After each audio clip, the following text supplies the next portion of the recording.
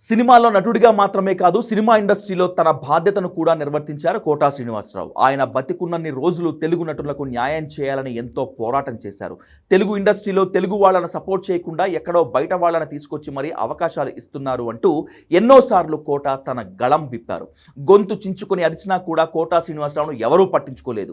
తెలుగు ఇండస్ట్రీలో ఎంతో అద్భుతమైన నటులు ఉన్నారని, వాళ్లకు అవకాశాలు లేక రోడ్ల మీద తిరుగుతున్నారని, అలాంటి గొప్ప నటులను వదిలేసి ఎక్కడో ముంబై, చెన్నై అంటూ వేరే రాష్ట్రాల నుంచి మన వద్దకు నటులను దిగుమతి చేసుకోవాల్సిన కర్మ ఎందుకు వచ్చింది అంటూ ఎన్నోసార్లు దర్శక నిర్మాతలను ప్రశ్నించారు కోటా శ్రీనివాసరావు.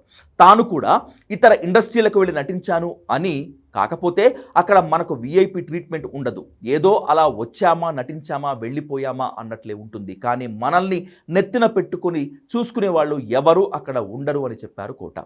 అదే ఇతర భాషా నటులు తెలుగు ఇండస్ట్రీకి వస్తే మాత్రం వాళ్లకు రాచమర్యాదలు చేస్తారని, సపరేట్ హోటల్స్ బుక్ చేసి వాళ్లకు విఐపి ట్రీట్మెంట్ ఇస్తారని చెప్పాడు కోటా.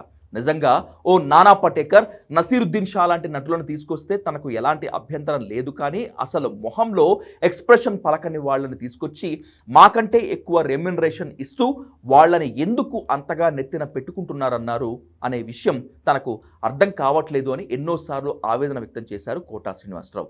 ఇలా చెప్తున్నందుకు చివరికి తనకు అవకాశాలు ఇవ్వకుండా దర్శకులు ఉండిపోతున్నారు, కానీ ఇతర భాషా నటులను తీసుకురావటం మాత్రం ఆపటం లేదు అని చెప్పేవారు ఆయన. తెలుగు ఇండస్ట్రీలో తెలుగు వాళ్లకు అవకాశాలు రావాలి అనే విషయంలో ఎన్నో ఏళ్ల పాటు యుద్ధం చేశారు కోటా. ఆయనతో పాటు ఇంకొందరు కనీసం గొంతు విప్పి ఉంటే ఈ రోజు ఆయన చేసిన పోరాటానికి కొంతైనా ఫలితం ఉండేది, కానీ అది జరగలేదు. చివరికి కోటా శ్రీనివాసరావు కొన్నేళ్లుగా ఈ విషయంలో సైలెంట్ అయిపోయారు. మాట్లాడితే అనవసరంగా నిజ జీవితంలోనూ తనను ప్రతినాయకుడిగా చూస్తున్నారని, అలా మాట్లాడకుండా ఉంటే బెటర్ అని సైలెంట్ అయిపోయాడు కోటా. దీనికి తోడు వయోభారం కూడా ఇబ్బంది పెడుతుండడంతో ఇంటి నుంచి బయటకు రాలేకపోయాడు ఆయన.